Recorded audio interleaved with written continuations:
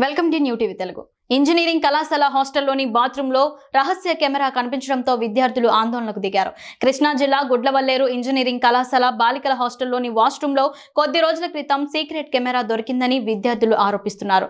ఈ విషయమై కళాశాల యాజమాన్యానికి ఫిర్యాదు చేసిన చర్యలు తీసుకోలేదని ఆరోపిస్తూ గురువారం రాత్రి నిరసన తెలిపారు. బాధ్యులపై చర్యలు తీసుకోవాలని కోరుతూ విద్యార్థులు తెల్లవారుజామున 3:30 వరకు కళాశాల ఆవరణలో బైఠాయించారు.